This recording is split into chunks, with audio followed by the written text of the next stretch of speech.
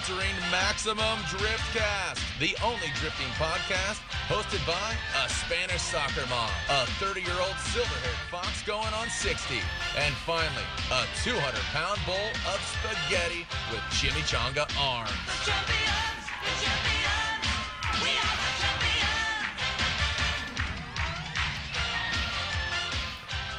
And welcome to Maximum Driftcast, going to you on a Monday, because obviously, what a better way to start the week than with the Driftcast. And we have... This is the most PG-13 intro I've ever heard. I'm going to tone it down real quick, because last show I did say see you next Tuesday. That's usually when we see you guys, or Thursday. Yeah. This is our first Monday show. Corey's still asleep from the weekend. Corey, Vaughn's here, please. Oh, he's back. What? Corey. Sorry, I had 432 hertz blaring off my headphones, dude. Sorry. It was miracle music, 432 hertz. I blacked out. Sorry, guys. Vaughn told us right before the show that he listens to. We were talking about plain sleep tactics. He says 432 hertz. That's the jam. That's the hertz. That's the move, Dude, it just knocked me out, dude. I time traveled. I must have time traveled. We're- I woke up. I see you guys. Fuck! I almost woke up from a nightmare. It felt like. We were lucky enough to catch Vaughn in between China trips. He's been going back and forth to promote the Mustang in China. Are there a lot of Mustangs in China right now? Yeah, I mean, well, they launched Mustang there in 2015 with the new chassis, and they're certainly moving a good amount. But there's hunger for some Mustang culture, and it's really cool to see what they're doing and kind of making Mustang their own. Yeah. So I'm just over there just having some fun. We have like some shows we're doing, and really just kind of spreading some Mustang love in China, and really honored to be a part of it. What are you driving out there, Mustang-wise? We actually have an RTR, two of them that we built out there. Nice. So, I'm driving one of those. We just weren't able to send a car over. So it's cool, though. I don't do too much in stock vehicles, and they are very capable. Mm-hmm. So it's pretty fun to be performing in one of those. And well, an RTR is not very stock, unless you're just talking about like the body kit version. Yeah, it was just it's sway bar springs and dampers. So I'm just wrapping up right now the Snap-on Joey Logano from the ground up with Joey cruising that Roush Yates powered tube frame Factory 5 Ford T truck. Sweet. But Vaughn was nice enough to loan us some RTRs for chase cam cars. And Cool. I was just watching some of the BTS footage of it, and it's hilarious seeing Andy wheel around the 600, 700 horsepower. What's the gray one? Yeah, so the gray one, that's just Spec 2. That's only 450 horsepower. The blue one that was there on The that blue shoot, one, yeah. That's the Series 1 RTR powered by Ford Performance. That's our collaboration with Ford. And that car has the optional 700 horsepower supercharger. So it was silly. It was absolutely silly. Yeah.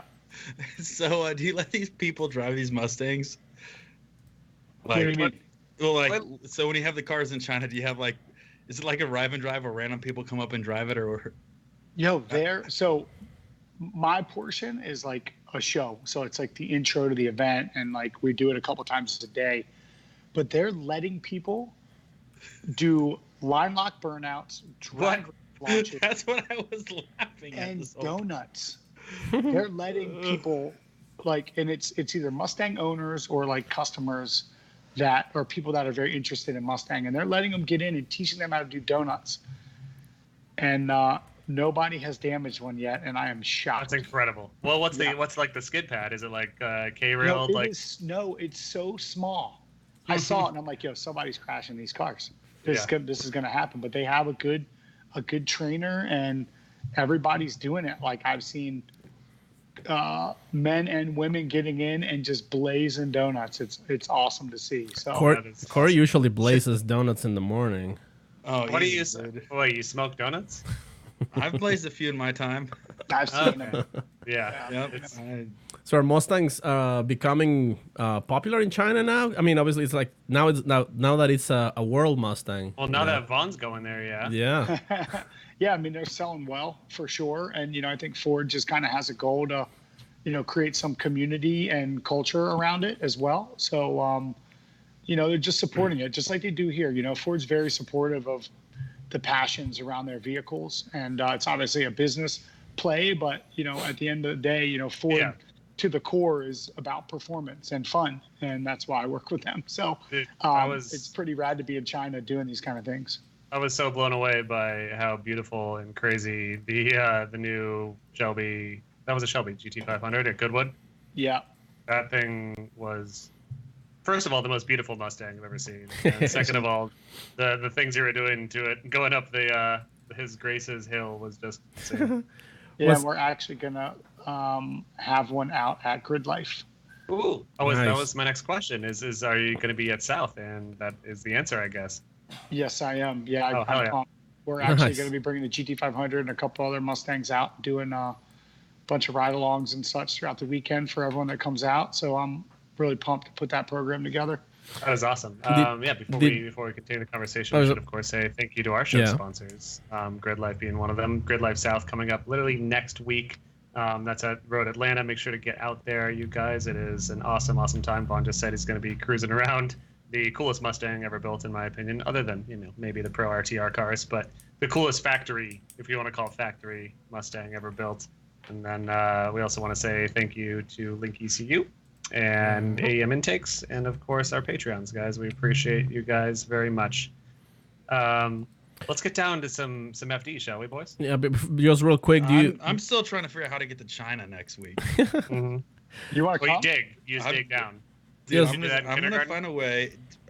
Here's the thing, dude. Is I'm one of the best car detailer shiners this side of the Mississippi. Oh, we need that. I could freaking spray polish all over them wheels and make sure you're going out fresh and tidy.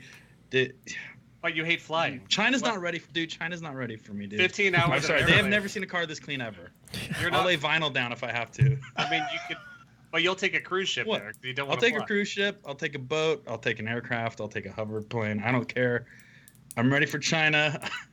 I'm ready to be part of the RTR team. I know you have. I'm going to be pitching this whole time, Vaughn. Pitching a tent. I'm fucking ready. Well, I mean, imagine you eventually want to. I'm RTC. I'm ready to China. Ready to China. Well, I mean, you're going to want to expand the RTR team, maybe some Pro 2 drivers someday, and then Corey can be your hard Pro 3 driver. Dude, he's a Pro 3 champion right now. I don't know if you caught that. Pro 3 leader, 3 years in a row. Yeah, the suit tassels. He's already got the body and the image. He's got that Pro. What you don't know is that he's underneath. He's wearing nipple tassels too. So. He makes people smile, and that's one of the very key ingredients to being on our team. So. That's key RTR creed right there. Yeah. Are you gonna Vaughn? Are you gonna do anything with Shelby, like any RTR additional pack for the Shelby GT500? No, we don't usually. We usually work off more of the base model vehicles. You know, the engineering and things that go on with Ford Performance and vehicle like the Shelby GT500. It's all of the aero is so refined, and for us to do anything to enhance it would be the business model would never work. So right. I mean, someone that's buying the Shelby is already paying a premium for a fully developed street race car, and I mean, I think that's what the RTR brand is doing to stock GTs and stock EcoBoost. That's really cool. So you've got, it's not a competitor. I think it's another pathway to take up the performance road. It's like you have the Shelby on this hand and you have the RTR on this hand, but the idea is you're getting to similar ends of heavy Mustang or light to heavy Mustang modification. Yeah, absolutely. Yep. And there's plenty of market out there for everyone to have some of it, and Shelby's just another brand in the Mustang family along with RTR. So. Yeah. That's why I'm happy to drive one. I don't see it as a competitor. I want to show people how rad that is too, and they might, like that instead of the RTR, which is fine. I just want people to have fun in their cars. If there's no dealer markup, how much could you send me home for a Shelby GT500 Mustang 2019 or 2020? It depends. I think the carbon package one. I don't even know if they've released pricing, honestly, but I want to say it's somewhere between with no dealer markup, 75 to 100 grand. Oh. Depending upon what options you go with. Don't quote me on that. Yeah. But that's what I believe it to be. That's pretty, obviously it's an expensive car, but pretty damn affordable for the package you're getting. Because I feel like I don't have the numbers to back it up, but I feel like the Hellcats and the Demons, like those are drag race cars, and they're fast as hell in a straight line. But the Shelby is fast as hell in a straight line and can also corner. Yeah, I mean it's 760 horsepower. Yeah. 660 foot-pounds of torque, I think, and the aero is obnoxious. The brakes are ridiculous. Like it's an incredible car. And then on the the RTRs are obviously a bit cheaper than the Shelby, right? You can buy a RTR from a base, starting with a base model GT or EcoBoost, and then you have options to starting at $8,000 to 25 grand, and you can have 700 horsepower. So the world is your oyster when it comes to Mustangs. So pick your poison. Being obviously you being a Ford driver, you drive the Ford GT. Obviously, it's an amazing car. But what are your thoughts on the new C8 Corvette? You're talking to a guy that has a Ford GT. Paco. Yeah, not to mention, I mean, we can this can be our shitting on Chevy section. I mean, just go for it. I've never driven one. So I don't really have an opinion of it. All I can say is the looks. With respect to the price point and the performance that they're claiming, certainly seems like they might have nailed some marks there. Except they blew the rear end. It looks like a Camaro. I saw one completely destroyed on the internet. Saw that. It happened already. But look, it's a mid-engine car for around 50 grand. I mean, I feel like they're doing something. I mean, to me, Corvette, like I don't feel like I'm old enough to have a Corvette yet. So I'm not. It's not really not my cup of tea just yet. Right. All right, let's get down to some drift talk, dudes. We just got off St. Louis, which I think was one of the craziest, weirdest events we've seen in a long time, definitely this season. And Seattle, FD Seattle was definitely a crazy, weird event. I think this one topped it somehow. But before we get to St. Louis, I think one of the biggest things that's occurred for you lately in your seasons and everything is the weirdness that occurred at St. Louis. And we've talked about it literally in every episode of the show since it happened. But there was a situation. I'll say what the general neutral perspective was, and then I'd love to hear your take on it all. But essentially, it was you and Ken Gucci in a one more time, and you were leading. Ken was chasing. Ken is offline. You're going full bore craziness driving. I'd say if it was a lead run only, it'd be a very high point qualifying lead run, but almost simultaneously, and that is the big asterisk, almost simultaneously there, we see Ken kind of lose drift and just kind of like rocket ship towards what would be the side T-bone of your car. And then you also, at approximately the same time, kind of go too much drift, backwards entry-ish. And there was a very, very, very, not even a near miss. I think there was a little bit of touch, wasn't there? Yeah, it was a little kiss going on. But then the battle ended with a Ken victory and some disagreement on what occurred. So what the fuck happened, man? Sure. So, I think it's important for everybody to realize how quick things are going on the track, and that, we actually effectively slow time down when we're doing this and we're, in the zone, and probably, seconds seem like minutes, right? And so, I was doing my lead run. I was, just doing a one more time for some reason. And then, I just went to the next level. And on my transition, I transitioned without a doubt a bit harder.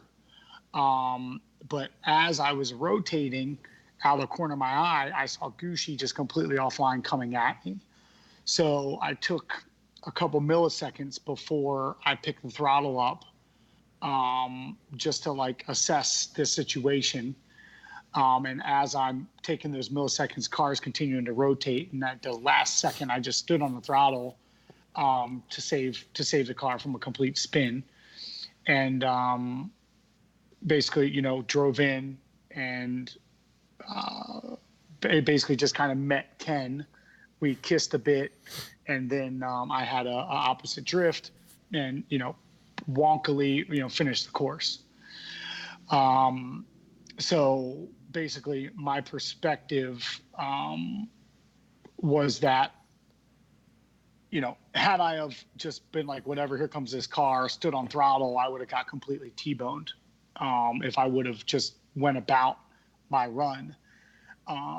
So, in that situation, so they gave Gucci the win, and my spotter had told me that the reason that Gucci got the win was because, we didn't have a clear answer on why Gucci got the win.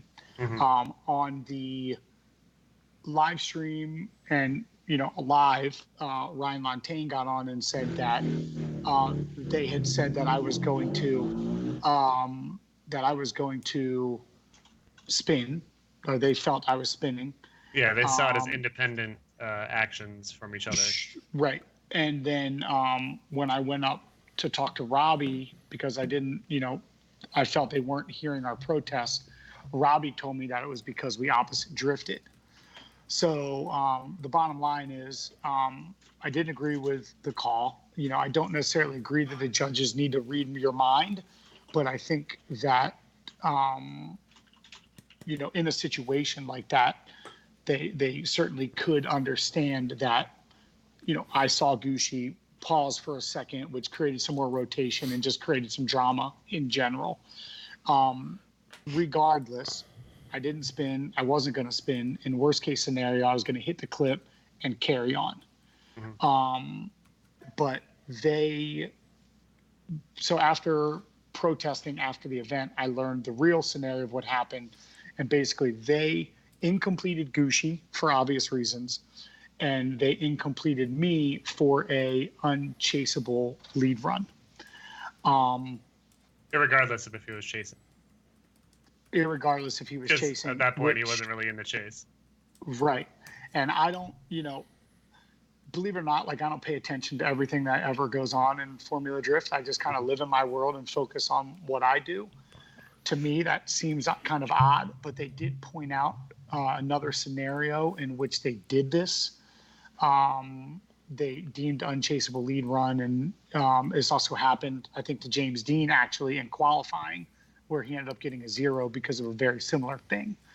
So, after the protest, I certainly acknowledge Formula Drift's and the judges' perspective, but it also leads to a bigger thing that I believe is going on right now in our sport, which is a really big disconnect to the box that the rules creates and the reality of what's going on the track in some instances.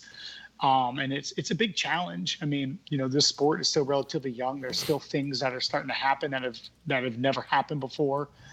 And, they can't make decisions on the fly. They have to live in the box that they have. So, and I understand that. So I certainly now understand why they judged it the way they did.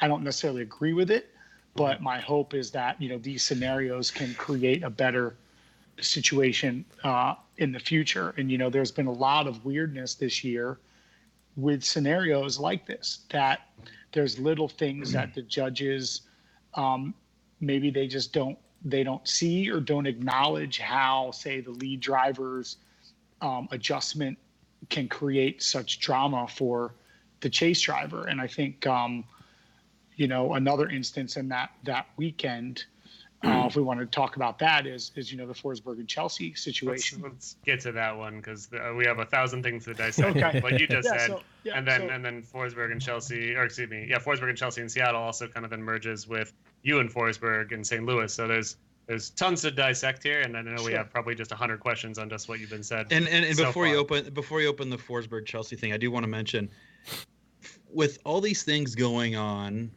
and a live audience, the judges are reacting to what's happening right before their eyes.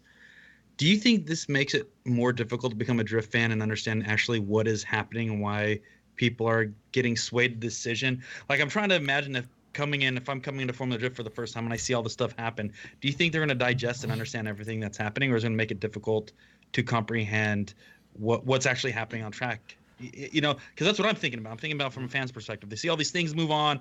Some people advance, some don't. This variable, that variable. How hard is it to be a fan of Formula Drift with that? That's always real quick, just a sidecar. That's always been the argument too. Is like if the thing that we're seeing that we feel in our hearts by watching it, whether we are the diehard or just the layman, if it doesn't make sense with the call, I think there's an issue at its entirety. But we'll unpack all that.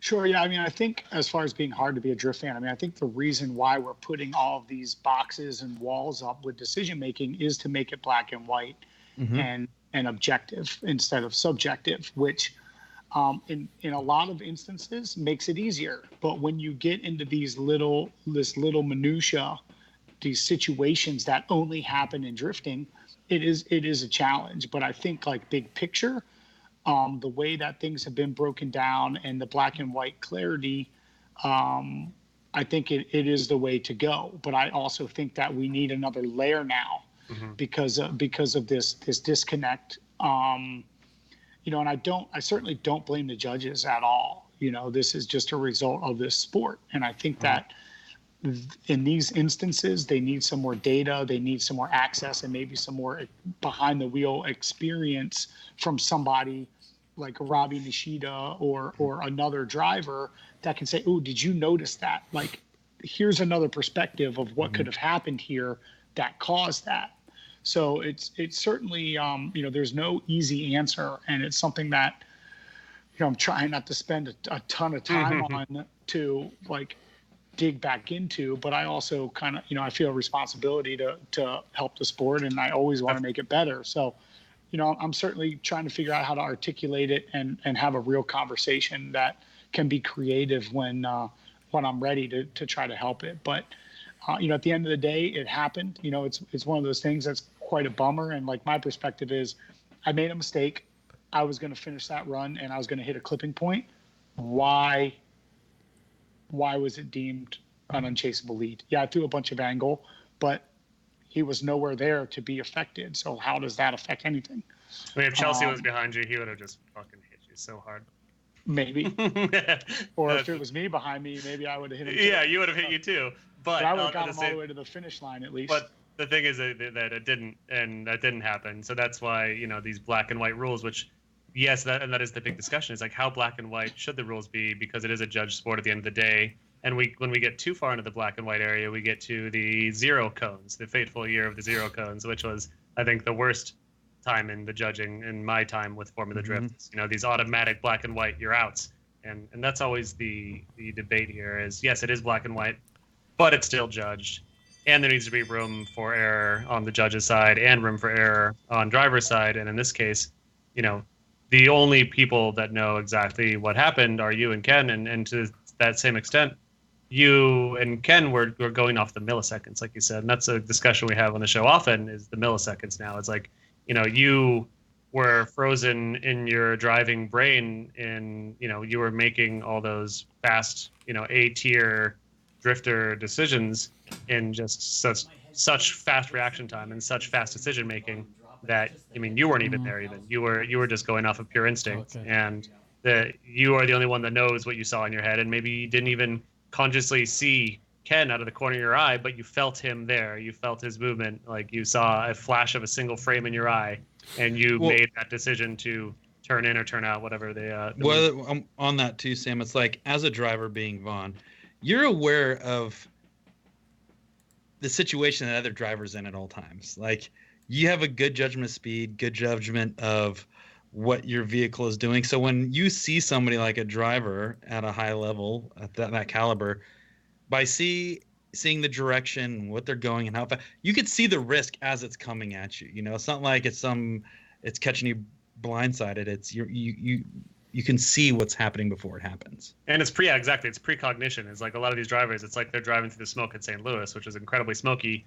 You have to know where the car is just based off of your instinct, and you're counting in your head, or you just freaking know. Like you have this sixth sense as a top tier race car driver to know what's going to happen before it happens, because otherwise you're not at the level you're at. Like, you're pre-seeing everything in some fashion. Yeah, I mean, like, for instance, like my moment of like, it's okay for me to pick the throttle back up was seeing Gushi's tires all locked up. So I knew that there was quite a lot of distance that he had to cover to hit me. So I felt like I knew that he was trying his best to slow, and I was confident he was going to. So then I picked the throttle back up. And this is all like seconds, right? Like that was the view Not of even seeing seconds. this car. Milliseconds. Milliseconds. Yeah, exactly.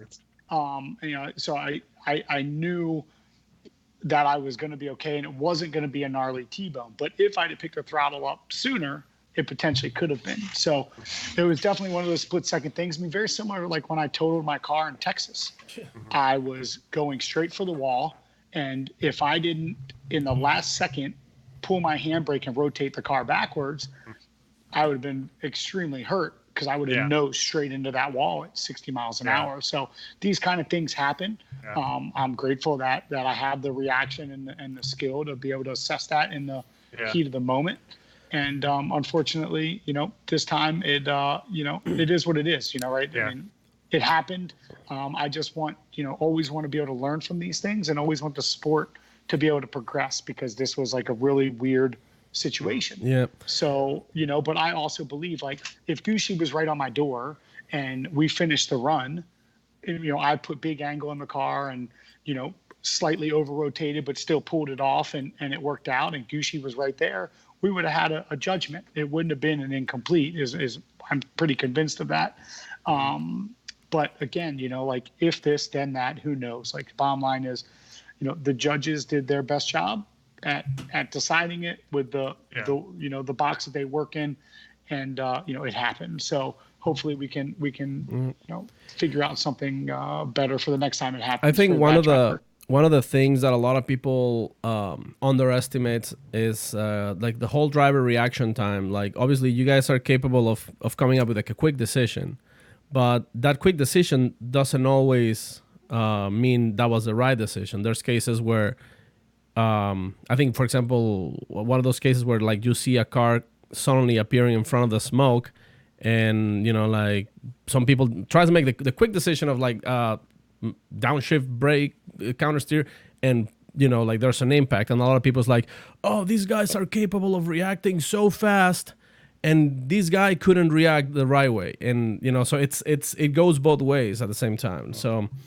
Sure. You know, I mean, like, I just kind of like, I always debate with people online when they get so heated when shit like that happens, thinking that you guys can't make mistakes. Yeah. Well, that's Paco is our master debater, so, you know, just leave it up to him. What do you call me again, Corey? You're a master debater. Yeah. That is certainly, look, the easiest thing would have been for me to not make the mistake, and we wouldn't be talking about it. But I did make a mistake. You know, I feel like, I mean, I did save it until we made contact, and then I went the opposite drift. But if I didn't make a mistake, so it's like it's on both sides, right? I shouldn't have left it open to the judges, right? Exactly. And that's another way to look at it too, right? Yeah. I think a reaction. I think a reaction, even if it's a wrong reaction, it's better than no reaction. What is in your mind is the ideal outcome from this? And obviously you have your personal, I want to win side to this, and that weighs in. But what do you think is the proper way forward with interpreting this on the judge's end? Yeah, like I mentioned, I think there's a additional layer that they can look to. So whether it's access to data that they can look at to see, in this instance, like, where a throttle was picked up versus other times, or access to a somebody, like, for instance, like, I believe, like, Robbie, like, it's not his role, but I believe, like, someone in that position who is the driver steward, who has all of these years of driving experience, can offer some perspective. Yeah. So, you know, he could have potentially in this one say, look, without any doubt, if I was in that car, I would have seen that other car coming at me, and I would have hesitated and assessed. And in that instant, being off throttle in these cars creates more and more rotation. So, you know, it could have just been something else for them to consider and to think about. But they basically, even as I understand it, as soon as I rotated into outer 2, they judged it unchaseable because of the angle that I threw into it. Yeah. Well, I heard this happened to Chelsea in St. Louis against Matt Field. The angle he threw in the car, even though he pulled it off nicely, they deemed it an unchaseable lead run. So there is some consistency there. And, but I just think that there could be another layer for these instances, and maybe not mine specifically, but a lot of the other ones that we have, going on here, at least, because the judges do see it a lot of times. But I think that, having another layer that they can consult to with it to get some unbiased perspective, I think could be helpful. Well, whether I heard it's data or experience. Yeah, I heard one of the judges vote for you. And the only reason I know that is because I stole his judging book, and it was Brian Eggert. So I have the scorecard here, but he actually voted for Vaughn Gittin Jr. right here. Got it So right. I ended up stealing that from him. It's pretty good because we all know that they hold up big. They write now. They're writing it down now. So just trying to make it black and white. Really good journalism that you did there, investigative journalism. Thank you, Corey. I'm trying to up my game, dude. My career in drifting's over, so I have to go to journalism. Yeah. So kind of as I predicted, and not as I predicted, as I suspect in the situation, it's like there is a better way, but we don't know what it is exactly yet. But it's one of those things that's like this situation should be analyzed and learned from somehow, but like how do we learn from it? Yeah, I mean, right now, with respect to the rules and how the box is that the judges have to play in, they made the call that they feel they had to make, and I don't disagree with. Oh, there goes the phone. Whoops. All right, It was guys. bound to happen. There we go. There we go. I told you it was going to happen. Yeah. I got a really ghetto setup right now in here, so. Sound good. Look good. We're getting there. So, where was I, Sam? You were saying the way going forward. How do we learn from this? How do we? Yeah, it's one of those things like we just need to get together and do all the if this then that and see if there's a way to figure it out. And Formula D does a great job. I mean, this is hard stuff. The level right now is insane, and the little milliseconds and the little teeny things that are happening causing wild outcomes is just going to keep getting worse. So we're going to need there's going to need to be a shift or some other layers added because at this point the investments are so high in this sport and the stakes are really high. So it's either like we all need to decide like, hey, we're just putting on a show and we need to compromise some of the like competitive mindset and motorsport mindset and just show up and put on a show. Yes. Or we need to dive down into the details and make the competition We've as already tried important that as possible. Yeah, I'm just saying it needs to be one or the other. And that's the question. I think the fans, frankly, come for the show. And look, I'm all about performing and having fun and putting on a show. But, I think that takes a little bit away from the caliber of motorsport that we've created in drifting. I mean, this is Group B rally, but drifting. And it's extremely impressive, the engineering and the effort that's going on in these vehicles. And when you start compromising the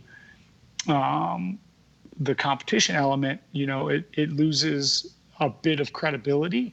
Definitely. On some ends, but is it the ends that really matter? And these are the questions that we need to ask ourselves and prioritize. I have a quick question. I have a quick question ahead, just on what Vaughn is talking about. With what you're describing, it feels like a talk of possible telemetry being installed into cars that will be monitored by judges. So all your inputs could be something that's can be seen in real time to the runs. We've talked about that since we began this podcast. Yeah, we talked about judges, and it's like they've mentioned it, but it's not occurred, nor is the technology, I think, cheap or easy With to do situations for like every this car. happening more frequently, do you think it's almost going to be the hand going to be forced, or is there a better solution? Yeah, I mean, I think the thing is time to assess the data. That's a big challenge. I mean, it would be a pretty significant investment to have somebody that can review it. I mean, the data can be pulled from the cars remotely that's very possible. I mean, you can certainly have a standard system that everybody gets, that they can pull the data live time after each run, but then you need data engineers to review the data. And, it certainly would be an investment, but I think we're getting to a point where the sport warrants it. So it goes back to that question that I just posed. If having the premier competitive drifting series in the world is the priority, and it's competition and fair competition that always has a pretty objective outcome is the goal, I think we're getting to a point where it's almost the hand is forced that we need telemetry. I agree. And That would some sort of data. Yeah, and that would solve. I think we could spend the entire show talking about this incident, but I do want to move forward with all the other topics. Other incidents. We're not leaving this, Corey. We're not leaving this conversation. Don't get me I wrong. was just gonna say that this topic is so important because it is literally changing. It is, and we're gonna keep talking about it. The motorsport is going to be going forward, and it's like the other thing too is like part of me. Yes, I totally agree with data in some degree. We've seen people, I believe, even Formula Drift tried it at one point with the drift box. In D1, they use the DOS system, which a lot of people do hate because it takes away a lot of that visual intuition or that visual factor of the impact. And I think by going to that, you may remove some of that. That was just a killer run because and that guy that may have had the killer run may have lost because he got on the gas a tenth later than the other guy. It's just I think it's opening up another variable. Well, it could also be the secret envelope that the judges only open when they need to look at it, when they need to see what the throttle said. Right, and that's what I'm suggesting that this would be. Totally agree. And the other thing too, though, is like script. look at all the times from like St. Louis, Seattle, even like in Vaughn's cases, like that reaction time from either like having a correction in the car to missing a downshift and going, that's happening within feet. That's happening within such a tight time frame that we're letting that little segment really affect the whole show. And it sucks because that's the way the sport is, and it affects that person behind you. But it's like we're letting this affect the whole entire thing that just happened out on the course. But like Vaughn said, it's kind of required to have the championship level A-tier caliber sport that we've created, because it could just be the judges like this run better. We don't have to tell you why. Fuck you. It's we like this run better. Move the show on. And that would be the ultimate way. It's like, oh yeah, Vaughn looked like he spun. We like the way that Ken's car looked in the last run. Go for it. Like, we don't care about the D1, it was like calculated. That. But dude, even like going back, let's go back to Seattle last year may have been last year where Vaughn and Chelsea went against each other. It's like you can watch a run, and after you watch a run like that, you just sit there and was like, holy shit. Like that was one of the most incredible runs. And then you could watch them switch position, and you just feel and see. And everybody else around you in the grandstand is seeing and feeling probably the same exact thing you are. But then you have to give the win over to somebody else because of a brake correction. Or it's just, I don't know. I would love to have a more simpler visual thing that a lot of the fans and even sponsors can jump onto.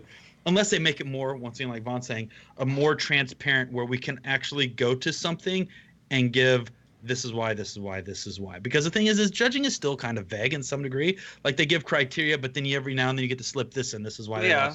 Well, like Vaughn said, they explain why they chose the way they did, but they have the box of confinement in which they have to choose their victory. And that's the thing that is constantly up for debate. I feel like the FD and the judges have done very well in the past year or two explaining why they made the choice they made. But as Vaughn stated, like they do have the box that they have to live in with the rules that they've, been crafting for the past 2 decades. They just have to make it easy for everybody to see that box, though. Yeah, and that's just the thing that keeps on evolving. But I'm not changing the conversation here. I just want to move it forward to the next background conversation while discussing the same larger picture. Hold on. Let's just move it forward. All night. We're gonna keep talking about the same thing, but just moving it forward. Talking about the telemetry. Let me just fucking say it. Talking about the telemetry here, moving on into, let's do Forsberg-Chelsea at Seattle. If we had the telemetry data and we could have seen Forsberg having a slight delay into shifting, and we could have seen everything that unfolded in the Chelsea and Forsberg in Seattle, how would that have affected the outcome of that battle is the question. Sure. And for those real quick, let me just give a primer for those that just, this is your first show. Sorry, hi, I'm Sam. This is Paco and Vaughn and Corey. But Forsberg was in the lead. He had a slowing incident and Chelsea hit him enough to mess up Chelsea's line, and Forsberg got the lead. There was some loud outcry from Chelsea specifically saying that Forsberg was sandbagging and doing unsportsmanlike behavior. Forsberg was very silent about it until recently, and then he finally spoke up publicly. He'd spoken to people privately about how his car was set for kill mode because the RTRs are the fastest damn cars out there.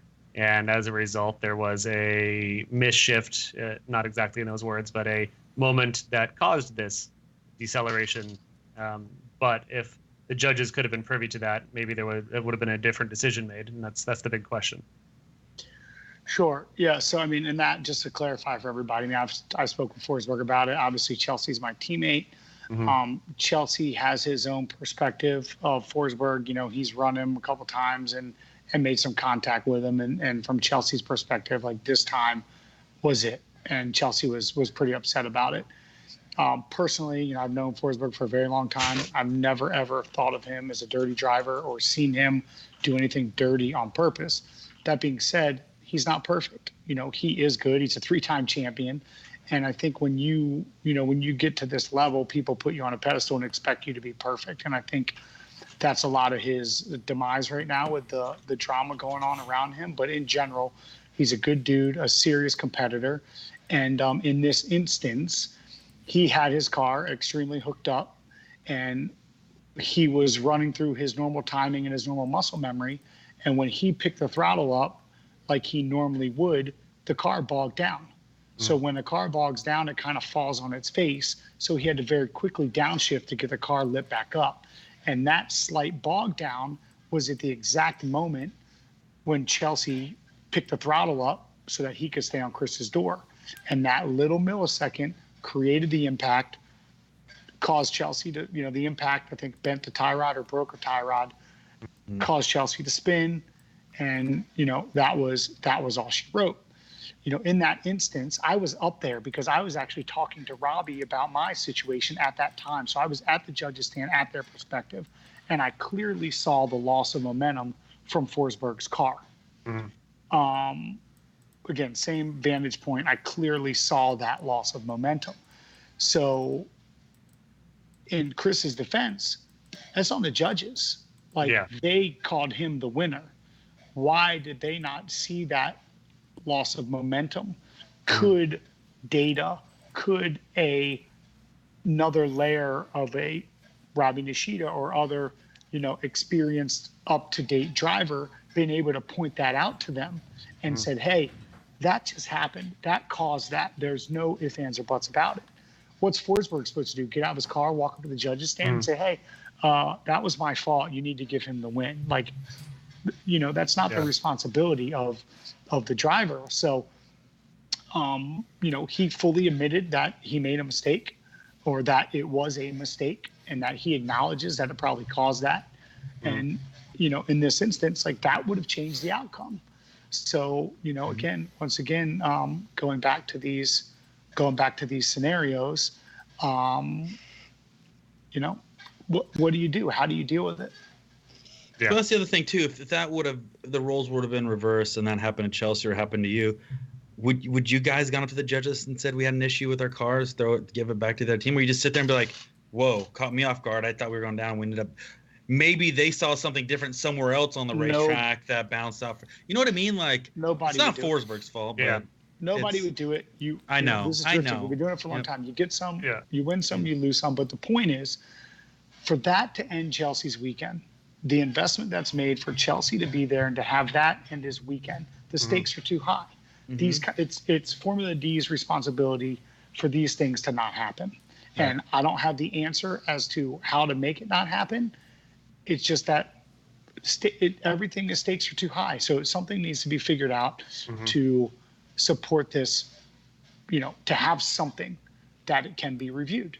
And maybe there is a level of discussion, you know, where, you know, most of us drivers in Formula Drift, you know, are self-built and true gentlemen and sportsmen.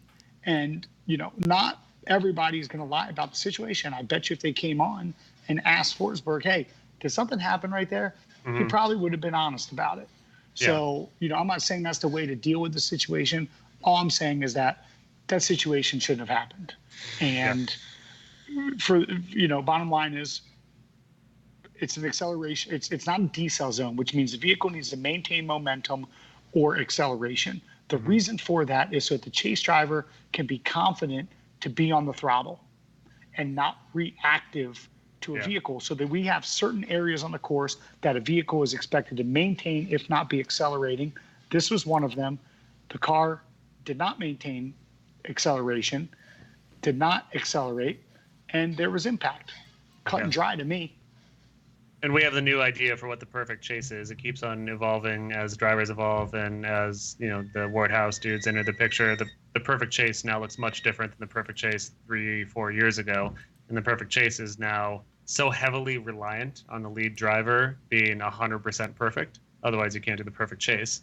And when Chelsea or you or many of the other people that made collisions in St. Louis are going for this perfect chase that is an inch off the door, fall back during the transition, inch off the door, fall back during the transition, and so on. That's fully reliant on the lead driver doing exactly what you expect them to do. And there's the argument that the perfect chase driver will adjust to a lead driver slowing down, but at the same time, the lead driver easily gets away from you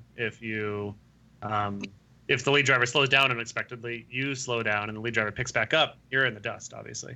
Especially if you have a different setup for car that maybe is less fast off of the pedal mash in the floor. Like, a lot of the turbo cars have different rates of acceleration versus the V8 cars, and it's such a crazy level that we've gone to, and it just, like you said, requires maybe there's another layer. I'm not sure what it is, but so I totally get that and agree with that. Like, look, when we're playing missile cars, there's no accel zones and decel zones, right? You just bounce off each other. Yeah, or there's no cal zones either, unless Corey's there. Sorry. But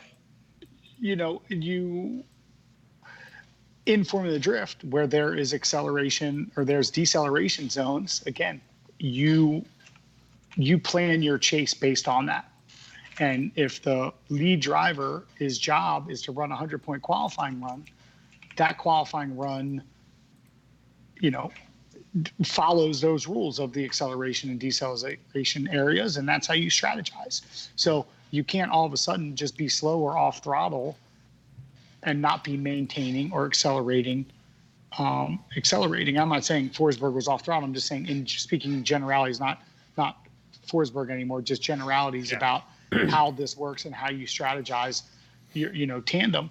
Everybody is so good now. And the only thing that causes issues is little mistakes, which happen in the heat of the moment. You're battling, adrenaline's flowing, you're pushing another 5%. And, you may have to be off throttle a little bit longer, but guess what? That was a mistake. That zone is not for being off throttle. So you should have decelled earlier so that you can be on throttle or maintain speed throughout those areas. So, I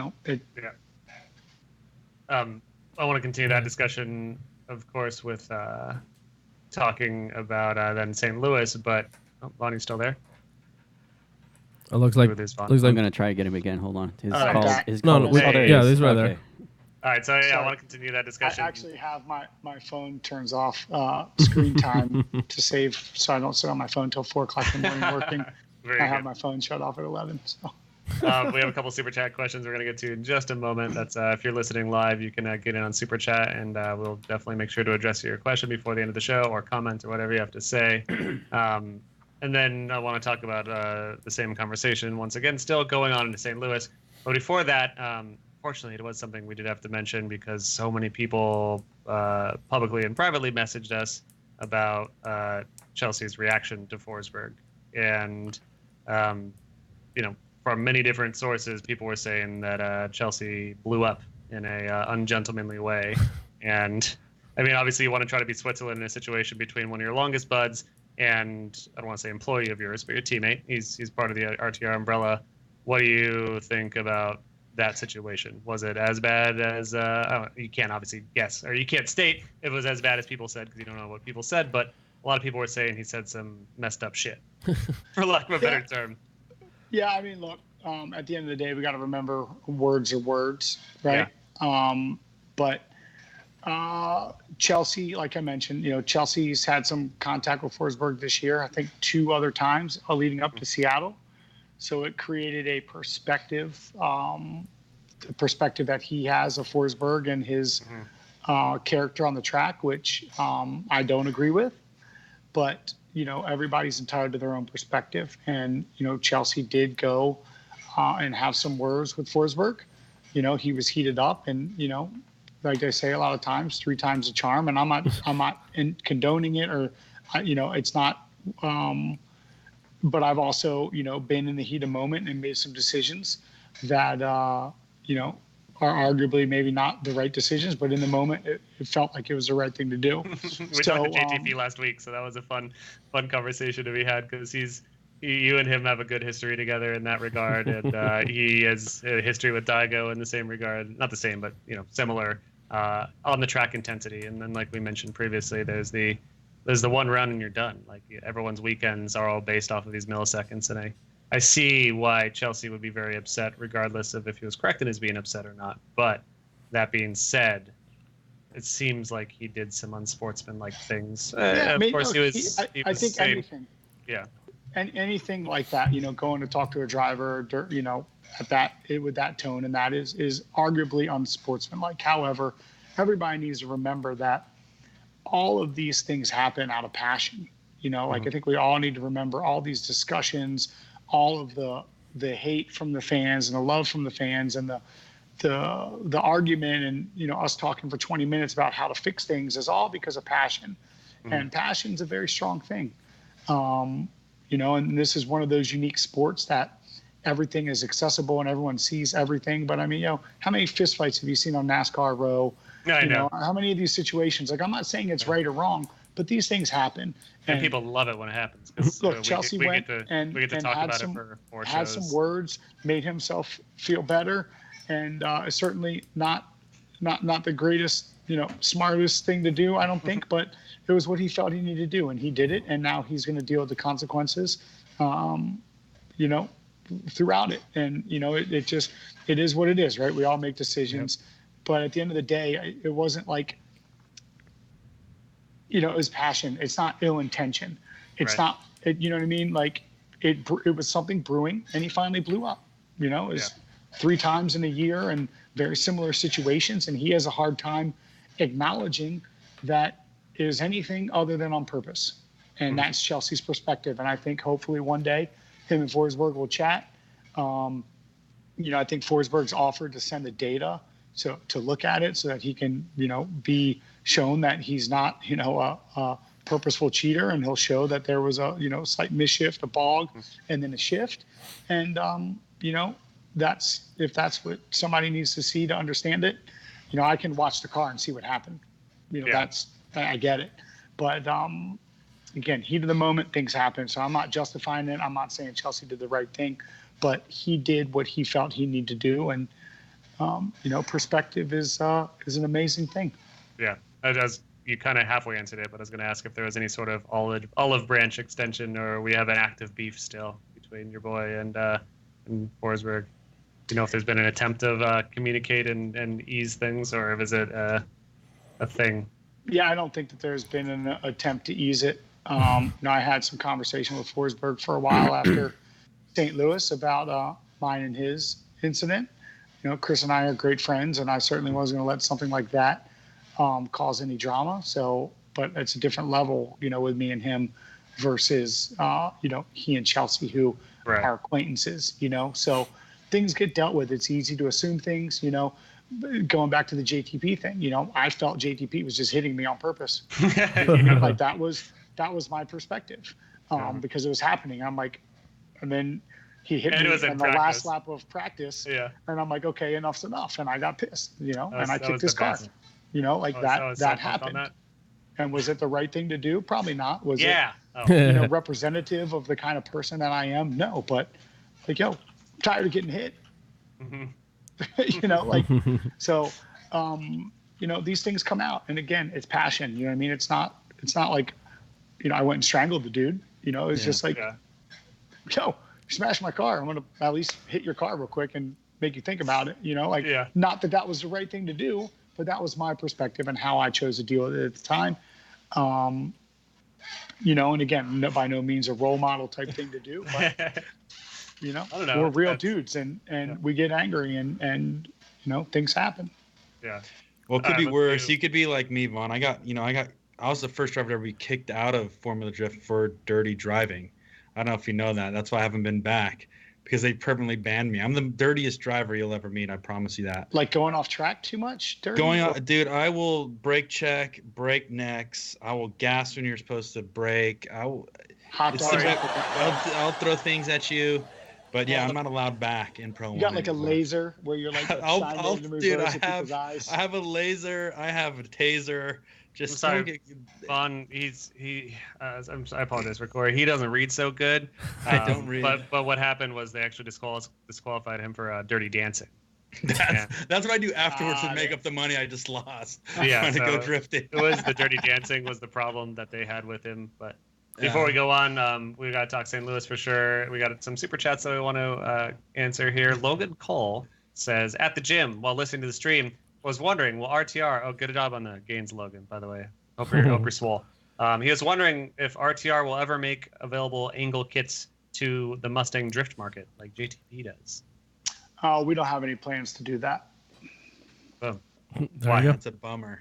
Not enough market for it, or just... Well, there's a lot of support that comes with it.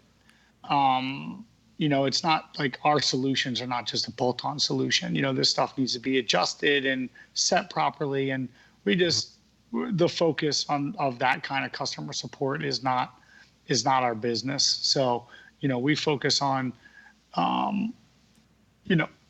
more street car stuff, performance type stuff that you can enjoy, bolt on and enjoy and make it easy. The last thing we want is somebody to get an angle kit that's super complicated and not have a good experience because they're not experienced enough to set it up and things. And then that reflects on our brand. So right now it's not a priority. And frankly, our angle kits would be extremely, extremely expensive. And the, few people that want to get to the level that we are at in Formula D, I don't know that the market would make sense. Right. That being said, if you're, out there, pro car and need some help, we're always down for a conversation and see what could be possible, but it's not necessarily something that we plan in the pipeline. We're focused on making things for, larger volume and the majority, because that's how, you stay in business. Right. And then OMSR81TR says, first thought on the first gray hair you found on you. I don't know if this guy is trying to attack me or if he's asking you if you have any grays. I got a couple grays. I got a couple right in here. Damn, dude. There, and then I got like a little guy, like couple right there. Yeah, What'd I think it's just experience. I like Sam's grays a lot. Yeah. Thank Good. You're slowly, Sam wears it well.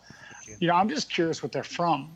you are slowly turning into Ric Flair, man. I don't know if it's iron deficiency or just a stressed out baby, or I don't know. You were a stressed out baby. I remember when you first came out. You came out feet first, and your head was hung up in there for like 20 minutes.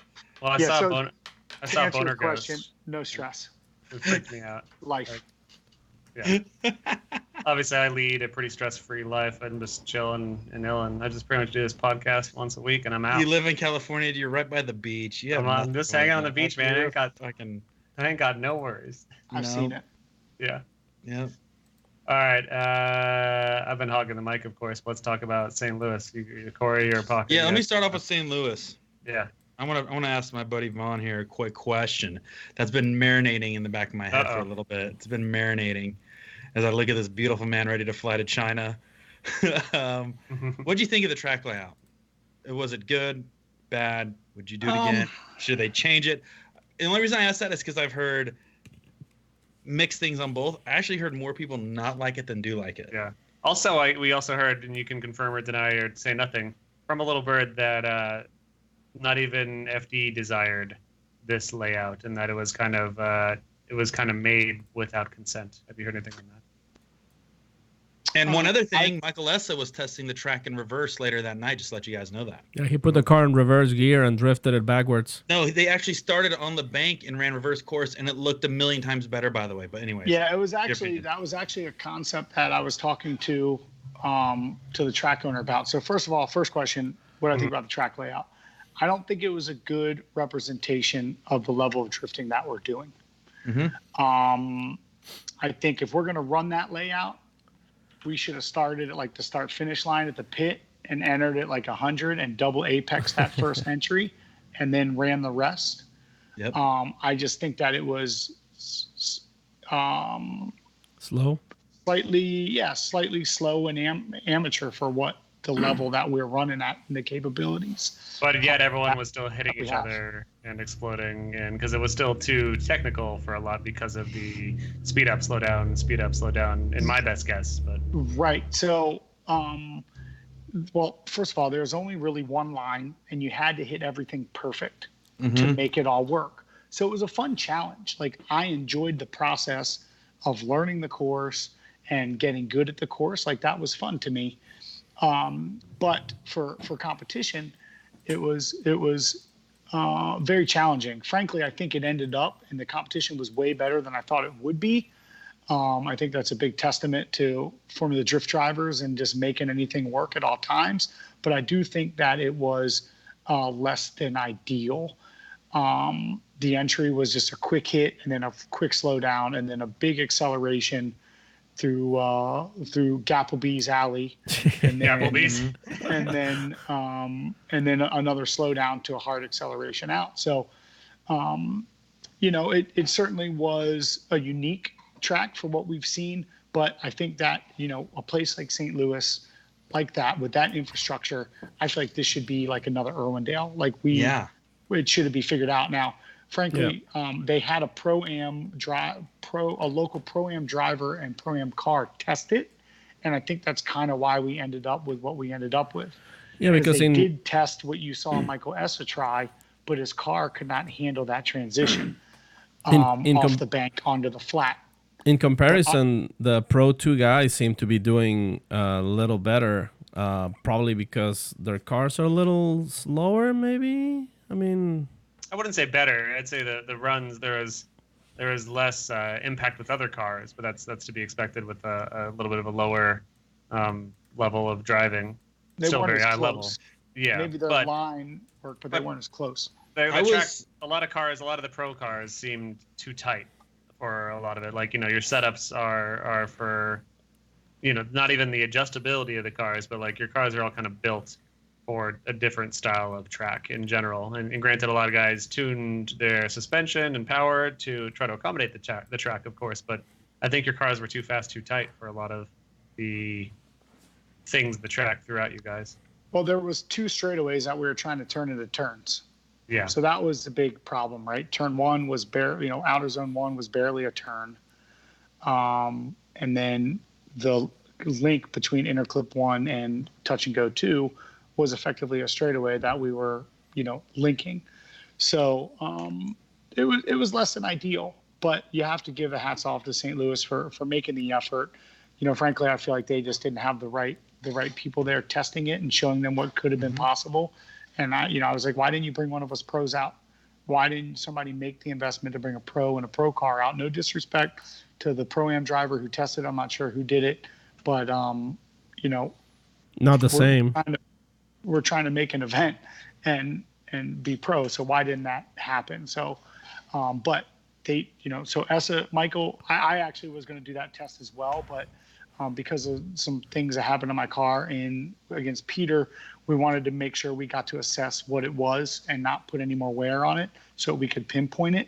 But it was cool to watch Mike do that.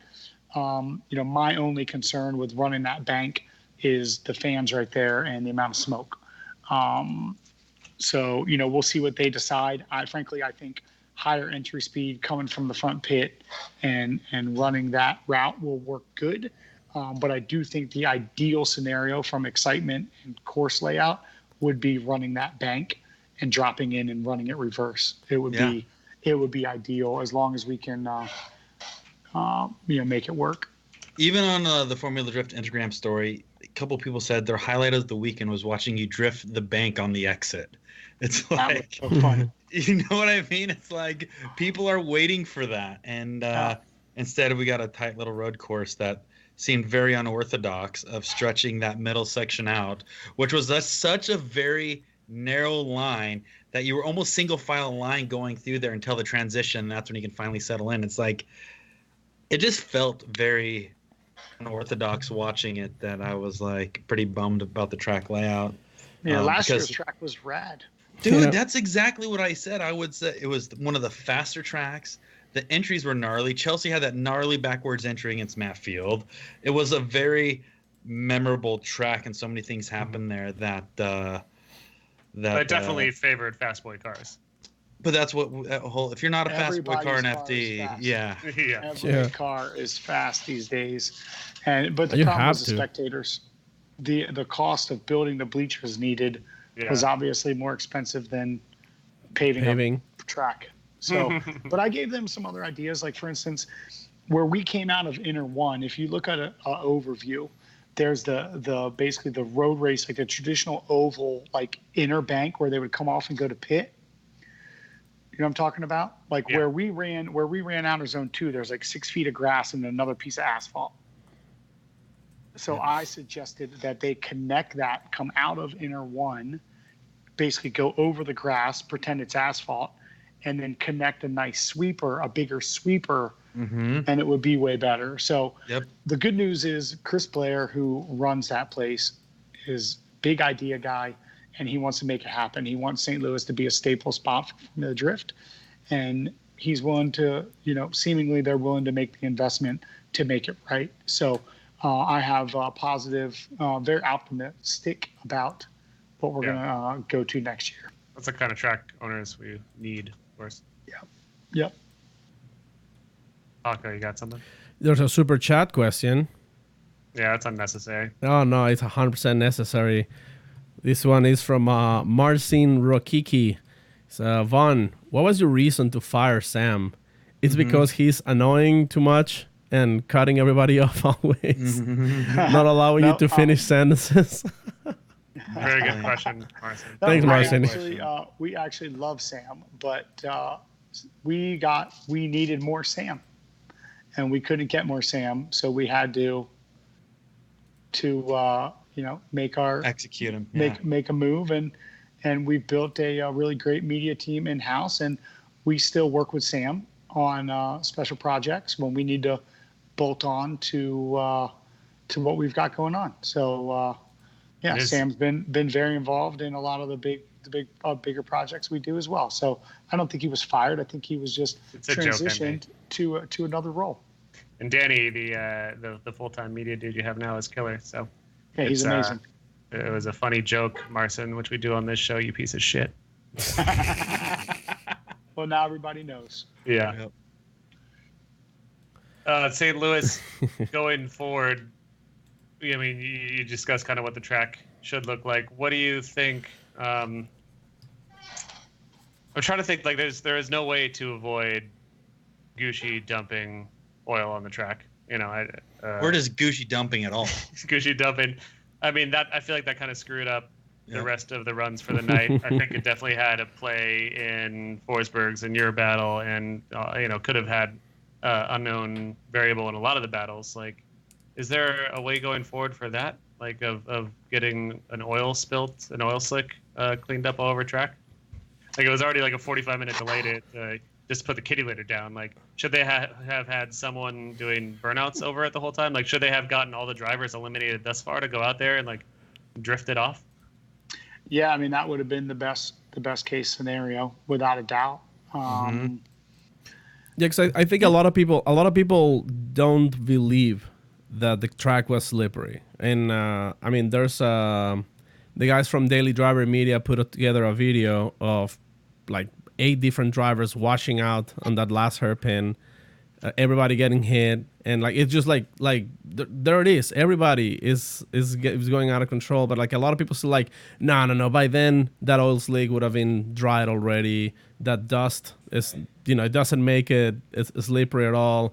Their front tires shouldn't be slippery, but you drove it, so you tell us, what do you feel like these? It wasn't that bad when Forsberg and I ran.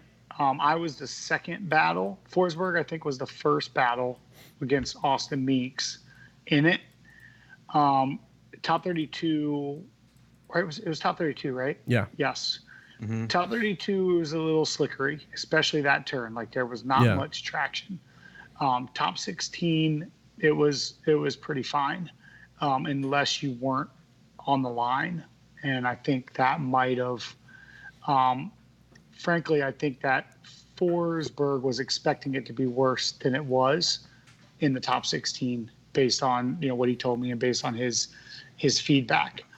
If it was slick and that bad, I wouldn't have had, all that drive that I did in that turn. Right. So yeah, I think top 32, it was really bad. And, I don't know what you can do about it because it's oil on a track. Yeah. You know what I mean? Like, unless we had power washers or they went out and poured a bunch of gasoline and lit it off, and burn it off. Like, I'm not an expert on how to clean track off and, oil off a track, but I feel like they did the best they had. And I would imagine that they have the good stuff at that facility. And it's just a matter of, enough rubber. So yes, what I probably would have suggested is, because there's probably just a thing this wide of rubber, I would have suggested, I would have pulled the display RTR right off the Fun Haver Tour and just did burnouts on that whole thing, but I don't know how that works. So at the end of the day, though, we all had to do the same thing. They did give us a parade lap. And, we all had to do the best we could. And you just kind of at the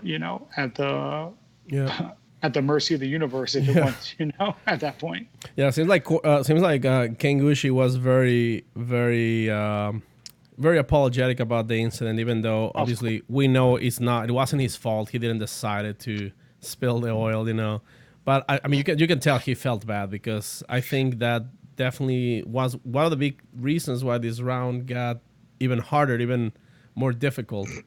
Talk about dirty drivers. Gucci just did the dirtiest move all weekend.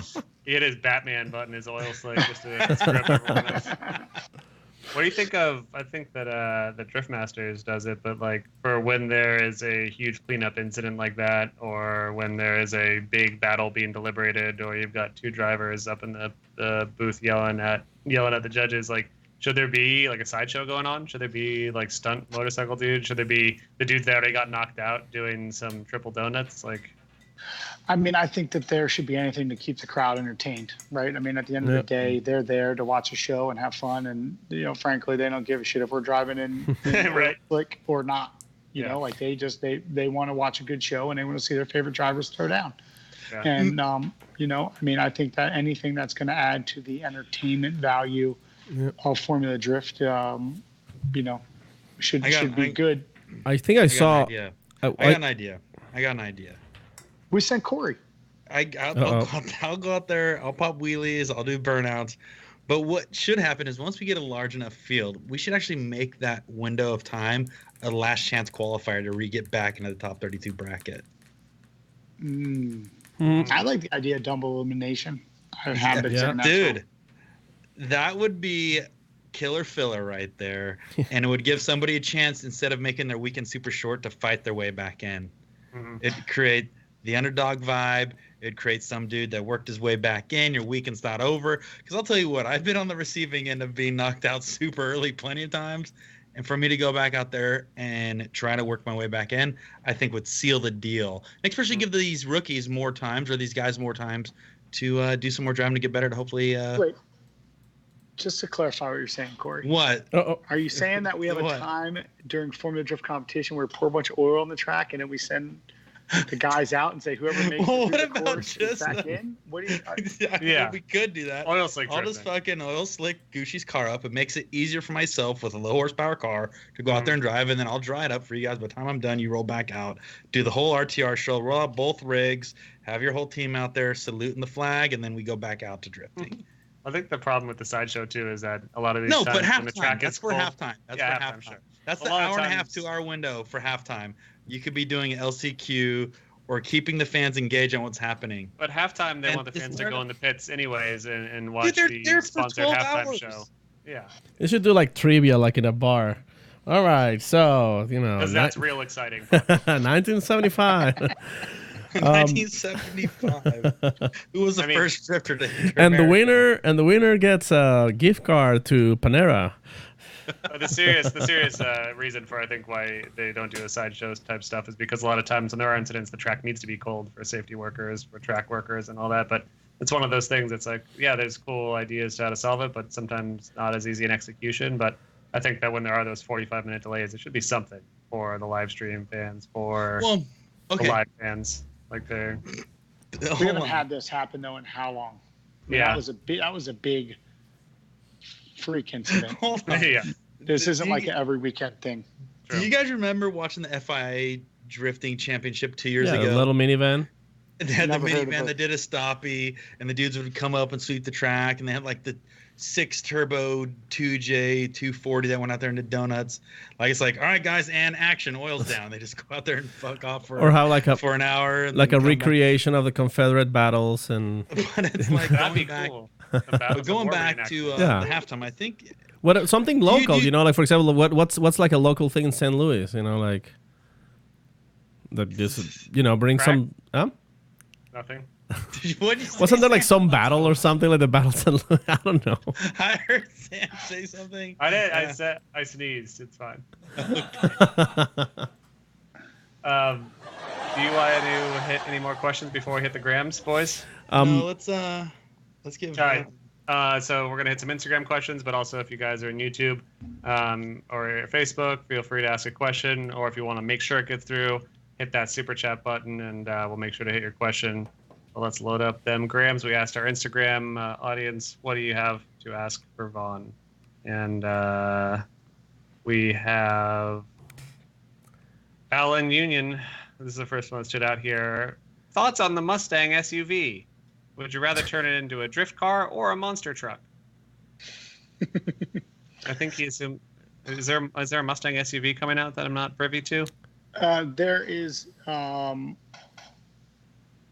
Wasn't there like talks of like a 4-door a Mustang? rendering. There Don't say anything is- that's going to get you in trouble. There's conversation on the internet about a Mustang-inspired crossover. Okay. There's a few renderings out and things like that. So my perspective of such a vehicle is that if it was rad looking and had the performance and was relevant to be considered in the Mustang family, why not? I think there's a lot of people that like Mustang and what it what it is and what it stands for that maybe can't justify a 2-door sports car, and maybe they want something else that will give them a great experience but also be able to take the kids and such. So I think we'll all just have to see what's coming, but they are saying it's coming. I think I want to say that the interwebs is saying like within the next year or so. We'll see about that. That When- sounds interesting. When are we going to see? I don't know if it's going to be the Ultimate Fun Haver 2 or when are we going to see the Fun Having Bronco? Because I know it's coming, man. I don't know any inside information, but I know who you are, and I know that you are a Bronco driver in your classic Brocky Bronco. I know we're going to see a new Bronco out there. I mean, Let's see if we all know Ford is coming out with a new Bronco, and I'm Yeah. without a doubt going to be behind the wheel of Yeah. one. But When? Is it going to be SEMA? Is it going to be... You can't answer any of this. Spill can some you? beans. yeah, no. All right, fair enough. I have a super chat. I think I can tell you it Oh. won't be SEMA this year. I think I can tell you Okay. that. Okay. no expectations. Super chat question. Paul Velichkov, first time super chatter. Going into Texas, what's your opinion on the current track layout? The old 2013 layout, and is there another part of the track that can be used instead? Wait, are we running the old layout? I don't know. I don't think anyone knows. I haven't heard it one way or the other. I think he's just saying, like, in contrast I guess of current of as in like the one layout from to how yes. it was when they first started it in if it was 2013, I don't remember, but the reverse versus the original, if we're called the original. I like the old layout as a driver. Yeah. I think for spectators, it's not as good because we're going away from them instead of coming at them. Mm-hmm. Well, you do come at them, sort of. I think that the current layout is pretty solid. But I personally like the other one better. Yeah. I think this one works better. I think that this one works better for the spectators, so I think that's probably the deciding factor. Did they? I forget. After the big wreck you had, did they address the issues you had with the track at the time? Did you? I forget. Was there a change of that track? They tried to put tires on that concrete wall, and then Yeah. they removed them. Yeah, it was that course. Yeah, so it's the current course. It was current course. Has it changed since then? I forget. They had tires, and I think they got rid of the tires. Yeah, the tires were The tires worse. made it worse. Didn't we have a flip or almost a Danny flip George there? flipped. Yeah. Well, it's not that hard to That's when they flip. got He's a rid of the short man. tires. Yeah, I was just trying to remember what the history of the current layout is, and it's Danny George evolution. flipped because of the tires, Paco. Yeah. But Yeah. also, I think Human also got like a pretty big spinneroo. Brody Like- Goebel. Yeah, Brody. Like a lot of people was just like, dude, this thing's just it's more dangerous. Like, just let us ride the wall. Because I mean, in your case, Vaughn, when you had your accident, that was because your like power, your fuel pump died or something like that, and you just like Yeah, there was a fueling issue. Yeah. And like as soon as I went to get back on throttle, like Yeah. I flicked back, and I went to get back on throttle to rotate the car, and it was just beeline straight because it didn't have the power to light, and it just started going straight for the wall. got it. Yeah. That was scary as crap. Yeah, which I didn't get to mention earlier when we were talking about the milliseconds, but like the fact that you were able to react in that moment enough to rotate your car, just like Turk in Long Beach this year was able to choose to go 10 feet over into the tires rather than 10 feet over directly into the wall. It's like, a lot of these things that when we first see them, it's like, holy shit, Vaughn, the most skilled driver I know, just completed a 360 into the wall. What the hell happened? And it's like Turk, another one of the most skilled drivers I know, just looked like he just locked brakes and went straight into tires. And it's like when you initially see something, just like your situation with Ken, it's like that might initially appear as a lack of skill, was on the other end of the spectrum was a complete extraordinary show of skill, but it all happened so fast and all was such a misunderstood thing that we saw versus what happened. I think that just to point out the idea that we don't always understand what we see, and the drivers are doing things to avoid situations or make them less bad that we don't understand as a spectator's perspective. Yep, for sure. Yep. There's another super chat question for Marcin Rokicki again. Thank you. Do you like current drift spec on your Pro Mustang with current speed and grip, or you missing times of less power, less grip, but more style? There's no more style, obviously. It's the most style shit's ever. Let Vaughn. I mean, Yeah, I think. It's two different things, right? Like the car that I say drive at Gridlife is a lot freer and just can be a little bit more wild with and just flow with it. Whereas the competition car obviously has a job. The competition car is the most obnoxious thing I've ever driven in my life, and it is extremely fun, and it certainly allows a lot of style. The thing that everybody sees in Formula Drift, though, is that throwing style like we all want to do and want to see is not necessarily consistent. You can't get, you can't pull the best lines, you can't have the best flow, so it certainly is some compromise with the setup with respect to the things that we have to do to win competition that takes some of that away. So to answer the question, I like both sides of it. I love that free, unadulterated, like really free car that you can just throw around. But I also like the car with a ton of grip that you can throw even harder. But when you pick up the throttle, it drives off, hard as nails. So it's just different, it's just different things. But I enjoy the challenge and fun of both. This is a really hard-hitting question from Macho Man Randy Sanchez that I enjoy. Yep. Would you rather have a spider tornado or a snake hurricane? A spider tornado. Oh, Really? Yeah, That's incredible. I'm not a big fan of snakes too much. I'm totally fine with spiders. But he didn't mention that it's a Black Widow, brown recluse tornado, and the snakes were just harmless garden snakes.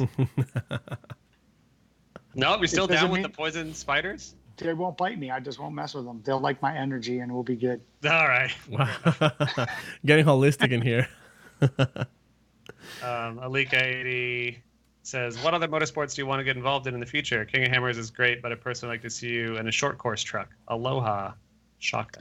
Mahalo. Well, you're going to see me race my King of the Hammers truck on a short course. Sick. At Crandon.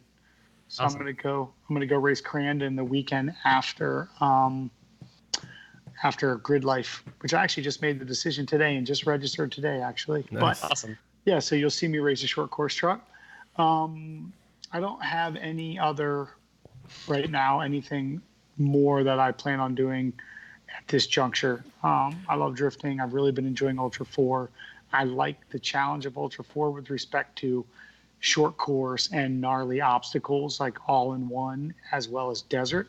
I feel like it's the ultimate challenge when it comes to off-road racing and the different elements that you have to overcome with it. So for me, that's what I enjoy. Short course does look like a lot of fun. Those trucks look absolutely amazing. You're putting sequentials in them now. So it certainly looks rad. And I think it's rad the way they back them in and have fun with them. So I certainly would love to do it. But it's not something that I'm currently chasing down. But maybe I'll do a test in one or crossover for a race or so. So maybe I'll make it happen for you, my man. You I did feel pretty like you don't have a lot of time for any other race series right now. Yeah, I'm actually trying to figure out, where I'm focusing time. I obviously have our son, and that's been Connor Gittin, what's up, man? incredible experience. And we took the liberty of using his photo for our Instagram post. oh, that was perfect. Yeah, that was pretty cute. You did pretty good on your NASCAR debut a couple years ago. What was that whole thing about? Was it just like just testing the waters, or? No, I just had the opportunity to do something else. Look, you all know I'm a professional fun haver. I like to have fun and challenge myself and have a good time. And this was an opportunity that Monster Canada brought forward, and I jumped in the car and got after it, and it was a blast. You finished kind of high, right? Yeah, I think I want to say I finished 8th. Yeah. 5th. Yeah, I remember you were like almost podium, but you did pretty good. It was for your first NASCAR race ever. Do you ever thought of like maybe try to drive a little bit of NASCAR, or not your thing? No, honestly, the only thing to me that's appealing about NASCAR is the paycheck that would come along with it. And I don't, I don't do things just to chase money. I do things to chase passion. And the amount of, I'm just not passionate about that sport. I have a lot of respect for it. I'm great friends with Joey Logano, and, and I get exactly what they're doing out there. I have a lot of respect for it, but it's a huge time investment. Those guys are on the road over 40 weeks a year. I'm doing over 30 right now, but 40 weeks a year, and it's just not a priority for me. You don't have time for a lot else. And I remember after we had that Charlotte Motor Speedway day with Snap-on and Joey, and he drifted that truck really well. I was like, hey, man, when are you going to get into FD? Because I think you can kill it. He's like, once someone can match my NASCAR contract, I'll go to FD. Right. It's The like, other thing, too, with NASCAR, like, I would be good at the road race courses, but it would take me a long time to have the experience to give the feedback to get a winning car, to get a competitive car. Like, that's the biggest thing in that sport. Like, you have the equipment, but you have to be a driver that can get everything out of it. And I didn't grow up, doing circle track stuff.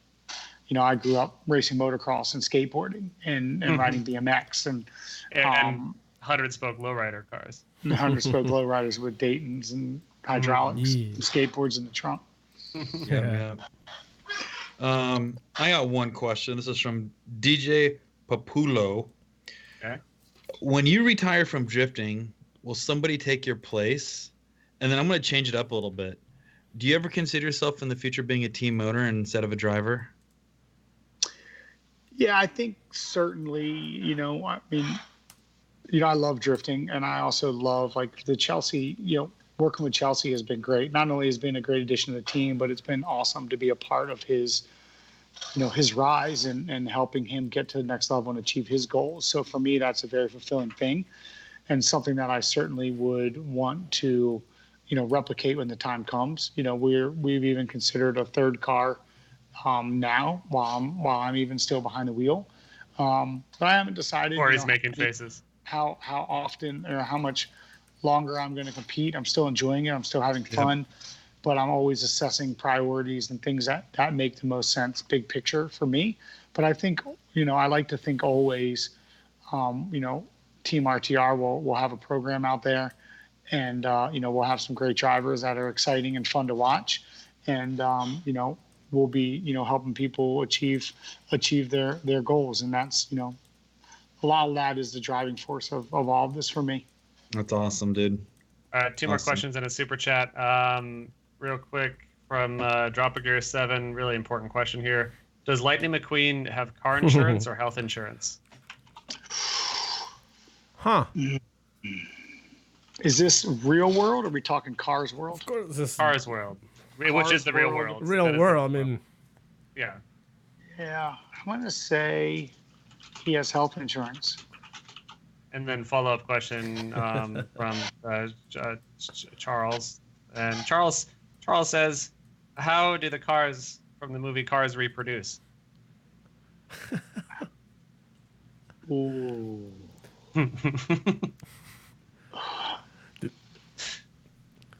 probably start. They have to do some sort of docking, Sam. Probably start by checking on the dipstick and. They do docking. I think Forsberg and I were trying to do that this weekend. Oh my That's what you guys are doing. Yeah. You're introducing a little baby monster car. Live representation. We are creating a new energy drink. See, a lot of people, I've asked this question quite a bit since Gridlife Colorado, actually, and it's like a lot of people say like, oh, obviously they go in the muffler, the exhaust, like a drive shaft, but that's the exhaust. That's a butthole. Humans have Paco. Oh Please. my God, Paco. I'm trying to be. This is PG, dude. There's kids watching, dude. Vaughn's a Wait, dad. there goes our Disney contract. Kids know what a butthole is. But then I think Forsberg was one that said that the drive shaft uncouples and goes into the other one's transmission. But also that it's really confusing. I just need to get to the bottom of this. the birds. Yeah, I don't have that. My brain isn't even going to that place at the moment. Yeah, so. you don't want it to go. It's a dark. You caught me on an off day. Yeah, I got dark you. hole, We'll talk about it at Gridlife South over a couple plus. Deal. Then we'll come up with the answer. And Yes, at 3 in the finally. morning, Yeah. 3 in the morning on the roof of a golf cart, we're gonna. Yeah. come up with the answer. I hope. And then you guys, if you want to find the last non-super chat, we read the super chat from Spencer Richards. He says, "What do you think about a spec car for drifting?" It's interesting. I'll spill the beans on this. Uh-oh. We a couple of years ago. Excuse me. Sorry. Hey, I'm back. Hey. A couple of years ago, Ian. So you guys know him from Ian from ASD. Yep. Yeah, Ian and I developed. We spent a ton of time and money developing out this series that basically cars would show up in a container. The cars would, the containers would be the garage for the cars, and they were all spec chassis with different bodies on them. And it was all computerized judging, and there was an element of voting, and it was a really comprehensive program that we actually built out, and we were starting to explore some funding for until all these other things we had going on took our attention away from it. But we still have that built out. But the bottom line is that would be the most exciting competition ever, but we would lose a lot of what is so cool about drifting, Right. with respect to different vehicles, different engines, different mindsets. So it would be a purely competitive, really epic show. I mean, if all the cars were the same tire pressure, same everything, with the drivers that are in Formula D, it would be absolutely obnoxious. But I don't think I think it's a cool, like, traveling show, but I don't think it is the complete replacement for, I think it's more like if you look at Robbie Gordon's Super Stadium trucks. Yep. I think it would be like that for drifting. Like, you watch Super Stadium trucks, you're like, yo, that's the coolest shit I've ever seen anywhere. Massive jumps, road course, three-wheeling around turns. Like, it's rad, but it's like they're all the same thing. It's tough for manufacturers to get behind it, things like that. And then you lose the engineering excitement, which I think is why drifting is so cool, right? If you look at our fan base, like, we all love to work on cars. We're all like, live that space, and we want to see people's different ideas, and that's really cool. So I don't think it would be cool to lose that. Yeah. It sounded like it'd be a good idea for like a champions, like take all the champions after the season is over to like an exhibition race, and everybody's in spec cars. Like an IROC drift. Or what that's you what do happens is you have when- that open up at every NASCAR race. Yeah. Or you do that during the halftime show of Formula Drift. Or there you go. I'd say during the oil slick incident, just tell every driver to bring a stock S13 out there, and then that's your oil slick car, and we do a 20-car tandem train with everyone's S13s. No, they still need 1,000 horsepower, Sam. They're not going to be. Yeah, stock these are going to 340. be spec. All right, whatever. All right, anything else stand out for you boys? Any more personal questions? No. For I do Vaughn have a before we let personal- China? I don't. Final personal question. I still think the best RTR car you ever made was the RTRX, the '69 Mustang fastback. Do you have any plans of making any other old school hot rod muscle car? Like in this case the RTRX or something like that, or trying to I've got like a couple like jotted down project goals. I've got like a ton of projects. I've got one really, really big one going on at the moment. So, I'm like more focused on doing some modern stuff right now. And I really would like to do something else cool with the RTRX before I start another classic project. It's actually sitting in a museum right now, but I've just conceptualized a project idea that I hope I can make happen with it. I think if I did anything else classic Mustang wise, it would probably be like an obnoxious Fox body. Yeah. I bought a chassis a while ago, a really clean notchback chassis that I'm kind of wondering if, thinking to do something with at some point, but I don't know when. We missed one super chat, sorry, Nice. and then we'll let you go. Snoopy Drift says, will you and the RTR team be back at Hyperfest next year? Missed my chance to say hi to you in Chelsea. All signs at this moment point to yes, but I don't want to make a promise. I can assure you I don't know if both of us will be there, but one of us will be there for sure. This year there was a pretty big event that I wanted to do. That was a conflict. So I decided to go to Hyperfest. So it's all up in the air. But I mean, I've been going to Hyperfest since 2003. Oh, yeah. So do the math. But yeah, it's an epic event and I love it. It ranks up there with Gridlife to me. So I hope to be there for sure. It's so much fun. Awesome. Nice. Well, thank you so much for taking time out of your very busy schedule to talk shop with us. Love hearing all your opinions on the sport and everything you do to make it the best we can make it. And good luck with all your projects before Texas, and good luck at Texas. And we'll see. Yeah, thank you, guys. We're going to see you all before that. We're going to see you at Gridlife. See you next week. Yeah, 2 weeks. Next week? It's next week. Next in week. It is. in Whoa. week I forgot time, I it's gotta like 2 go to weeks. China first.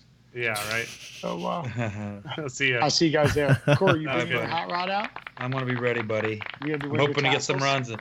I'm hoping to get ready to get some runs in with you. So yeah, I'll be there, tassels We'll make flaring. it happen, bro. We're gonna fucking get some hot dogs on the grill. We're gonna be enjoying some ice cold Monster Energies. Dude, it's gonna be. I'm telling you, it's gonna be. Have you ever Speak had my like language. instead of beer brats, have monster brats? We're gonna fucking do that. Whoa. We're gonna. Yeah. No, dude, I'm looking for it, man. I have such a good time with all you dudes out there, and it's Good. a We'll good look forward time, to seeing dude. you guys there, and thanks for having me on. Appreciate all the love to everybody, and Always. you know, before you all go, you know, all the fans go getting freaking out on all the drivers. Just remember, we all love this. Most everybody's intentions are good, and you know, we're doing it to have fun, ideally make a Yeah. living, and put smiles on your guys' faces. So just remember that when all the dust settles at the end of a crazy weekend. Absolutely. Yeah, I'm going to interpret for Vaughn real quick. He says, chill the fuck out, guys. Just kidding. That's not what Vaughn said. Listen to what Vaughn said, not what I said. Thank you, Yeah. Vaughn. We appreciate Yep. it. And Tell we'll the talk to you family we soon. said hi. It's Yeah. all love, guys. See you Absolutely. later. Have a good night, See you, buddy. bud. Man, it's up there, and He's out. I He's think out. he's kind of out. But man, I really that's one of the things that what exactly what Vaughn just said right now is one of the things that I think we all need to agree that we all love drifting and we all want it to be fun, and it's not gonna be fun if we are the ones who turn into a shit show. So like, That was you know, one of the things I wrote on my sticky note of the things I wanted to discuss today, and I forgot to. I'm glad Vaughn said it at the end, was shitty fans. I say that half jokingly, but people were being real dirtbags on the Yeah. internet after St. Louis, and it was to multiple drivers. Of course, Forsberg got the brunt of it, but it's like, I know it's a very loud minority, but fuck those guys suck. Yeah. Like, it's so crazy to see so many angry people, especially when like I don't think that there is a ill-intentioned driver out Yeah. there. I don't think FD has any ill intentions. Everyone is really trying to make this all work, whether they're a driver or the organization. No one's trying to make it shitty for you guys. Yeah. It's like, yeah, I it's mean, insane how many angry, shitty people there are. first of all, I think it's important to point out that it is ridiculous. It's utterly ridiculous to think or even suggest that a driver is going to do something that he clearly knows is going to be noticeable. Yeah. You know, like it's not like, for example, like when there were claims of traction control. You know, that one, I mean, okay, like that's very hard to prove if somebody's really using something until you can see the telemetry and all that. But when you're talking about like sandbagging and just accusing somebody of sandbagging, even when this person puts an explanation and everybody says like, oh, well, just because he said it, that doesn't mean that he's right. Like, you know, it's ridiculous. It's ridiculous to for example, I'm going to put a blunt example, but when Chelsea's tire, they got debeated and there was glue around the tire. Like, it's not like he can say, oh, that's not glue. You know, like he knew. Sorry, I got it. This guy's been fucking yelling the entire show. Come on, stop yelling. We got I see you. Corey, call PETA right now on Sam. Love you. Stop yelling. A pita bread. Yeah, there you Pita go. bread doesn't have a phone. Yeah. Paco. But you know what I mean? Alright.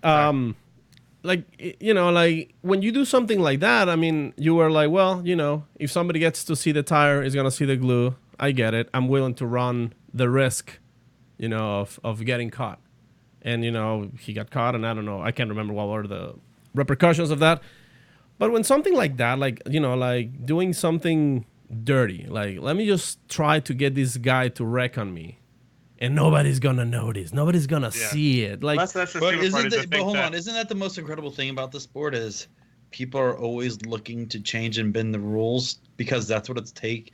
That is seeing what they can get away with and shit like that happens. That's how motorsports evolves, you know, like But that's like bending the mechanical rules, not doing unsavory things behind the wheel to try to mess up a fellow. But think driver. about how hard that is to have somebody chasing you. You're like, oh, I'm going to drag the brakes just a little bit right here.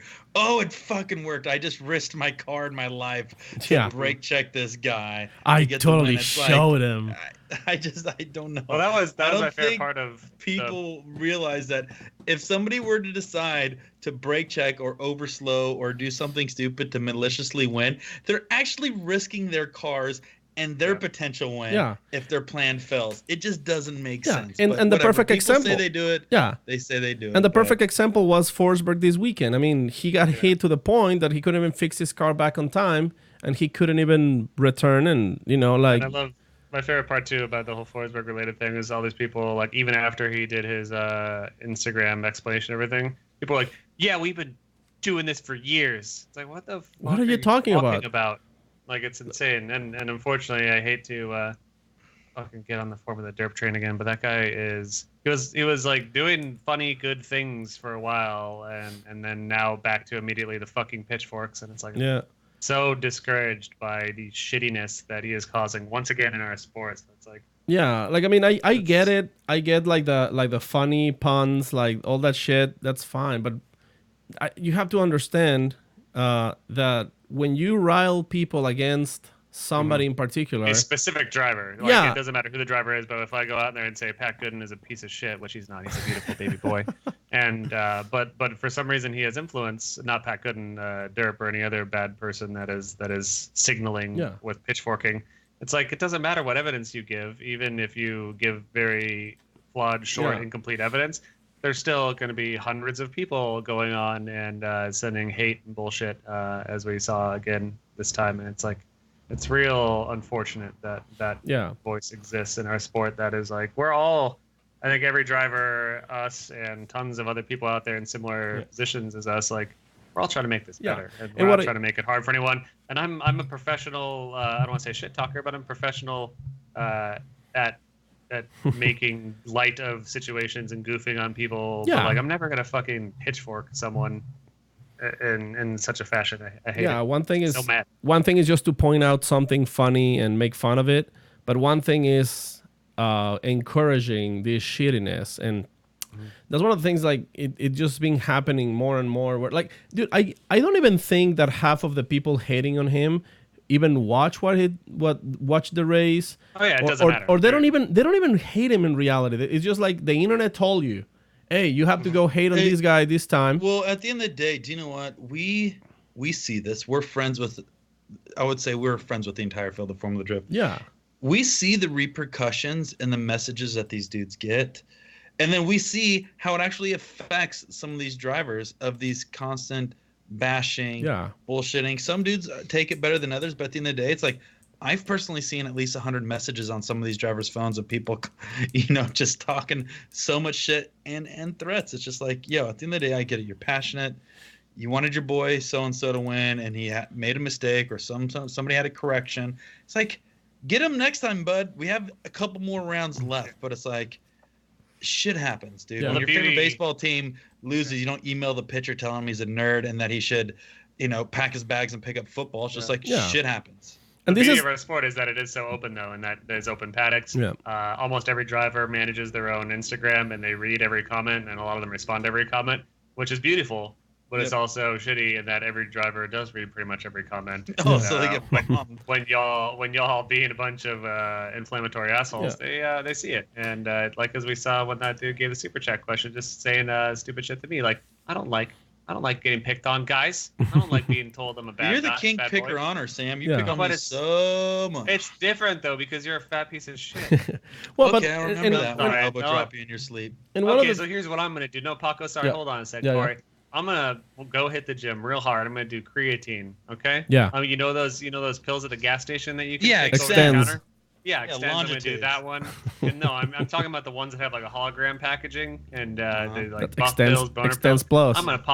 I'm gonna 3 boner pills. I'm gonna buy out the 7-Eleven. All right, and then I'm gonna get ripped. I'm gonna be fully torqued. I'm gonna pick you up by the ankle. Yeah. I'm gonna swing all 280 pounds of you around the room like a goddamn helicopter. And then we're gonna take off. And then when we get high enough in the air, when no one's watching, I'm gonna kiss you on the forehead and tell you that you're my special boy. And then we're gonna come to a graceful landing. Are you swinging by my ankles or by my hands? I totally forgot. Ankle and hand. Okay, because what's happened is my pants is going to slide down to my ankles, and you're going to catch a dinger right to the neck, and you're going to be concussed, and I'm going to have Big Ball Brian give you mouth-to-mouth resuscitation, but I'm going to have him hang up just a little bit to where you start feeling him kiss you on your neck. But here's the thing, though: is centrifugal force is gonna put your long dinger at your head, and it's gonna slap you in the face while I'm spinning you. What, guys? Are you gonna role play all night, or I can control it like a tentacle, Sam. So back the fuck off, dude. Fair enough. I cast +3 magic missile on you two, and Sam's not ready for the heat. You've got to sorry. roll a d20 and a d7. yeah. Get out of the Sam. If you can't handle the heat, get out of the kitchen, bitch. But But anyways, I am just in the kitchen. the- I'm making That's what sandwiches happens for when you. that's what happens when you have a 1-bedroom house in Venice. You live in the kitchen and bedroom right there. Yeah.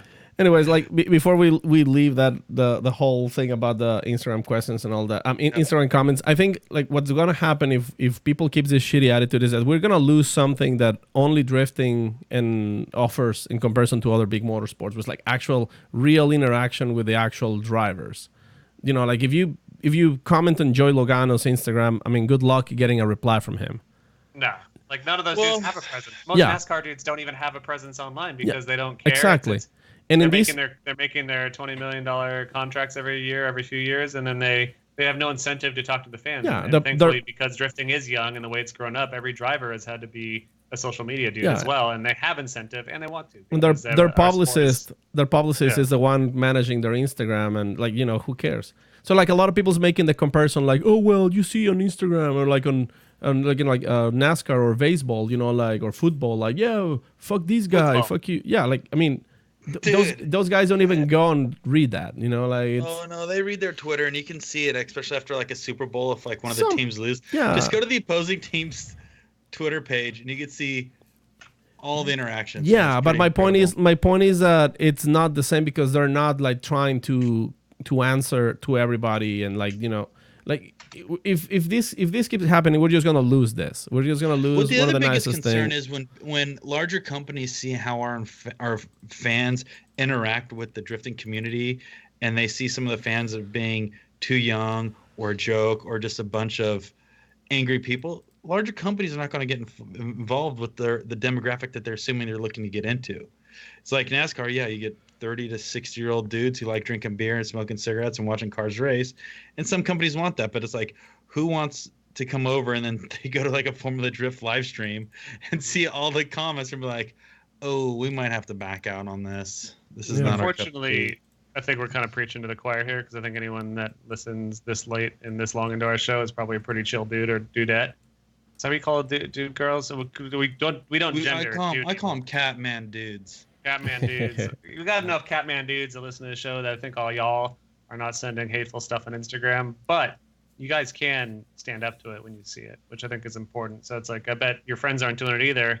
But it's like when someone is brigading, as they call it on the internet, someone else's Instagram, feel free to also brigade it with positivity. And and Also, don't get butthurt if you get blocked on Instagram for talking shit to somebody. Like that, Yeah, that's yeah, nice. like the people get Sam, like, have you ever blocked people before? I think like one person because they were relentless, and it's like I'll have a conversation with anyone, like anyone that wants to talk the shit to me, like, dude, I'll do it publicly, I'll do it in DMs. Yeah. But if you're just gonna like be, I like the analogy of playing chess with a pigeon, is Yeah. that you can beat it every time, but he's still gonna shit all over the board and knock all the pieces over. So it's like when you get into that level of conversation, pointless. like there's sometimes nothing to do. yeah, yeah. If you guys go on the message board today, we had a very, very long exchange with people, and you know, like I love having discussions with people and trying to talk back and forth. I know we're not gonna agree 100% on everything, but it's important if you do. Yeah, I mean, that's why it's called a discussion board. We're there to discuss things, but at the end of the day, like, there needs to be a level of respect. Like, you know, even I'm talking to somebody, and then somebody else jumps in and calls the person I'm talking to, oh, you suck. Like, hey, wait, no. You know, like, this is not what this is about. We're trying to have a conversation and make sure that everybody understands at least where we're coming from. If that can't happen, if we can have a discussion and there's like name calling and, oh, you're a fucking idiot and this and that, I mean, you know, out. That's it. Like, I have no interest in talking to you, and I'll just spend my time that's talking when to we the take a people. wrestling ring to Gridlife and we do Please, bully on bully please. wrestling. I action. can't wait to suplex you, Corey, over Puppy, Sam's you belly. Don't stand a chance there, pal. Are you don't stand a are you chance. sure, brother? Oh god. All right, boys. Let's. Did I let's show you? shut it down. Uh-oh. Did I show you guys my magic wand I got? Uh Yeah, let's see it. You haven't seen it? No, let's see it. I'm worried. but Show the go ahead.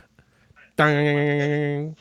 So I wanted a burnout wand, dude. I want to Keep be in like. mind, we still have to have Vaughn share this episode. So depending on what your magic wand actually is, no, it's a magic I just wand. want to be careful. It's called the burnout wizard wand, Sam. So I just shoot it at people and they magically start doing burnouts, or you shoot it at people and their career fizzles away, it burns out. All right. So check this out. It's actually pretty cool. I'm already nearing burnout, so. Look at, so here it is. They engraved hell my yeah. car on it. Oh. Okay. So it's like a Harry Potter wand, but It's a Harry Potter wand, right? It is. And then on the back, look at this, dude. Burnout wizard. Oh, nice. I got cool, a actually. med. Shut What up, is- Sam. No, What I'm is- serious. Oh.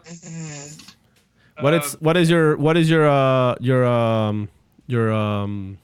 trick like in Specto check engine light? It's Sam, stick a finger in your butt. Oh. Oh. Boop. Oh.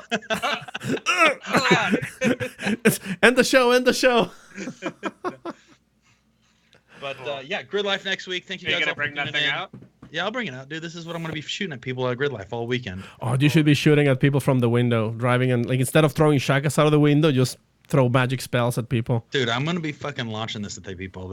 See, this is what I mean when I'm the dirtiest driver. I fucking keep this in the center console. Plus of the 5 drift magic car. missiles. So when people get next to me, I just bing.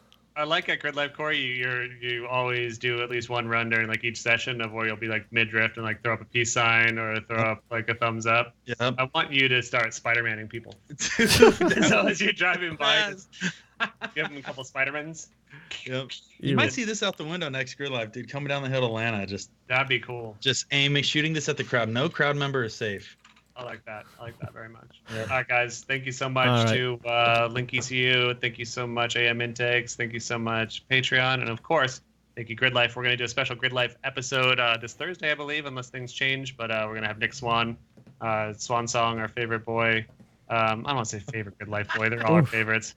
But Nick will be here, and we're going to talk to at least a handful of the drifters that are going to be at South. And it's going to be a good time. Hey, real quick, this is just funny. I'm reading this. Snoopy Drift and YouTube says this gives me plus negative virginity. Very good. Anyways, guys, thanks, and we'll see you guys next week. Later. All right, guys. Thank Or you for this week. tuning in, This and week. I Whenever. just said this week. yeah, no, Sorry, whatever. we'll see you in a soon. couple days. And thanks so Hey, much Sam, for I'm tuning gonna in. Freaking zap you with my negative Magic 20 virginity missile. across your neck. Magic missile. Goodbye. Magic missile. Magic missile.